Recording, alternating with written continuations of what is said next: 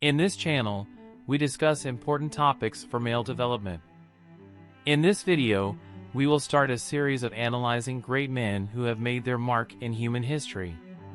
We will understand their positive characteristics, learn from them, and see how we can apply them to our daily lives. The first great man we will learn from is Alexander the Great. Alexander was born in Macedonia, the son of Philip II, and lived between 356 and 323 BC. He was considered one of the greatest conquerors and military strategists in history. He assumed the throne in 336 BC and was educated by the philosopher Aristotle. What can we learn from him? Confidence is the first attribute that Alexander teaches us. As a child, he faced a wild and unruly horse named Bucephalus, which terrified everyone with its behavior. Alexander, around the age of 15, said, "What a fine horse they are losing, and all for want of address and boldness." Everyone laughed at him, thinking he was just an insolent boy. However, he did not care about what they thought, and he showed unwavering confidence when they disbelieved his ability. Alexander went towards the horse, grabbed the reins, and turned it towards the sun. He realized that the horse was afraid of its shadow. For some time, he ran alongside the horse and petted it. Alexander then took the horse and returned from his ride, proud. There are even reports that his father cried upon seeing this scene, fearing that the horse might hurt him.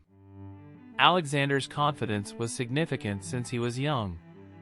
He did not care about the opinions of others because he had confidence in his own ability. If you do not have this characteristic, the good news is that it can be developed. To do this, the first thing we need to develop is indifference to the opinions of others. Usually, we fail because of the fear of what others will think, especially those close to us, because we have some esteem for them, and this is unthinkable for a man.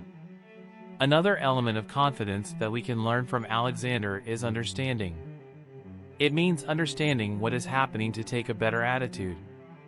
As I said before, Alexander understood that the horse was afraid of its shadow, so he understood its behavior. His first action was to turn the horse's head towards the sun so that it would be calmer and easier to tame. Furthermore, he also realized that the horse was better than the others available, so he did not give up on him. Alexander evaluated the situation beforehand and then decided how to act. Knowing all of this, he took the right action. We learn here that before taking an attitude, it is important to evaluate the scenario, understand what is happening, and think about what to do. I believe that you have some challenges at the moment, perhaps more than one. The question is, have you evaluated the situation to understand the best conduct? Think about your problems like Alexander. Once you understand, do not hesitate to take action and follow through to the end. It is important to note that the horse used by Alexander in several battles lived for a long time until it died due to injuries in a battle in India. Alexander, while the active prince alongside his father Philip, found a scenario of wars and escalating violence between city-states. There were reports of pure cruelty among them.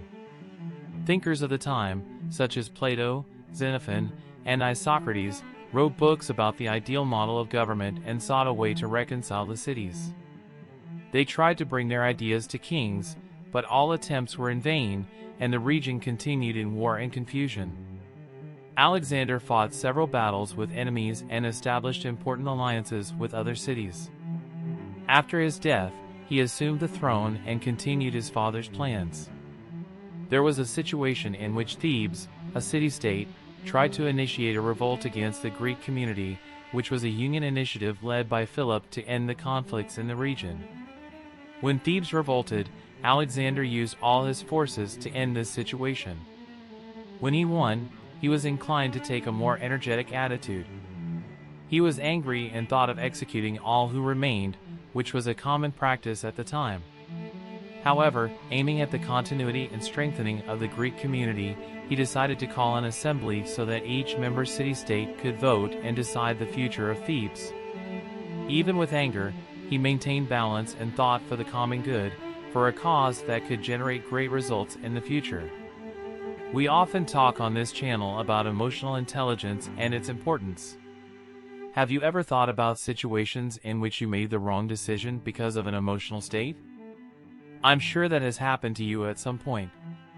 Reflect a little on it. What was the emotion that manifested the most?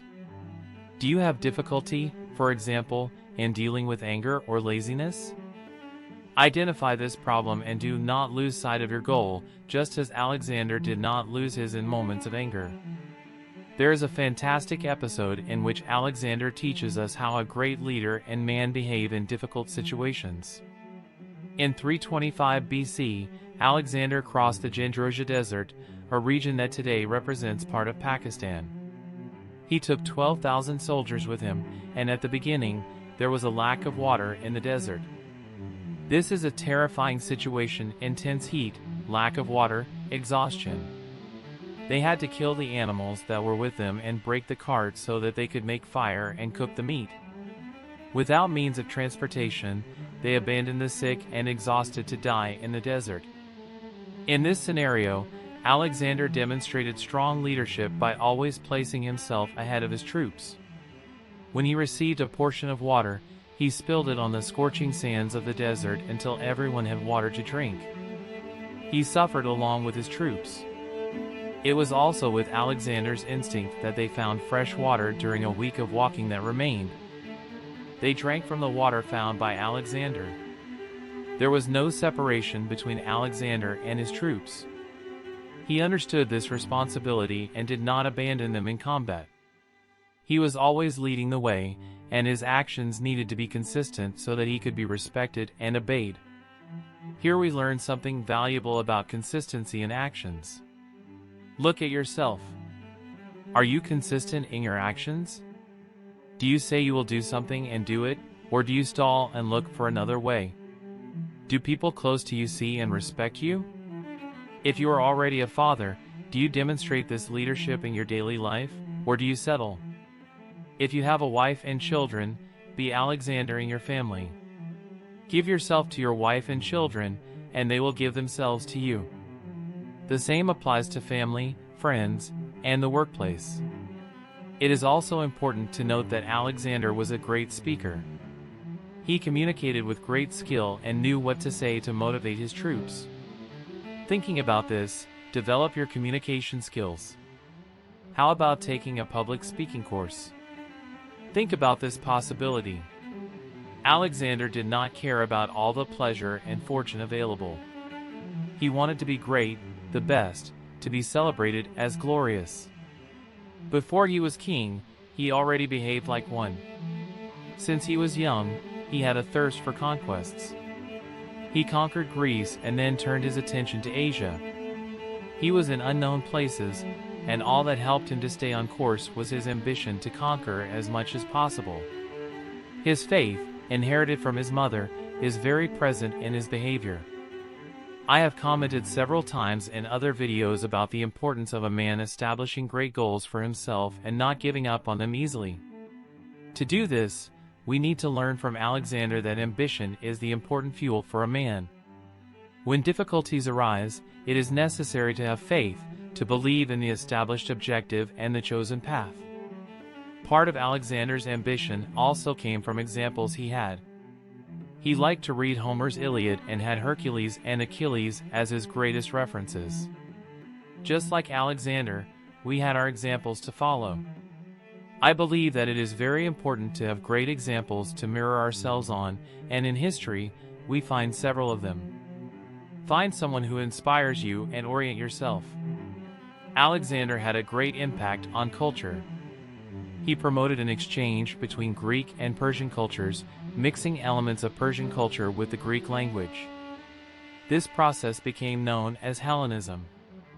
He died in 323 BC at the age of 32 due to an illness. Of course, like any human being, Alexander made mistakes. However, our intention here is to learn from his successes, and in this aspect, Alexander was one of the greatest of all time. So, what have we learned so far? Confidence is a skill that needs to be cultivated from an early age. To achieve the necessary confidence, we need to have a precise understanding of what is happening, understand the subtleties, and then take action. Our emotions can hinder us in difficult situations, so it is important to learn to recognize them and control them when they manifest. Consistency in actions is essential. We should be ambitious, know what we want, and advance decisively on the chosen path. We also need to have faith in the established objective. Communication is essential. We must learn to communicate effectively to motivate those around us. I hope that this content helps you. If it did, consider subscribing, leaving a like, and commenting if you want to share your thoughts. A strong embrace.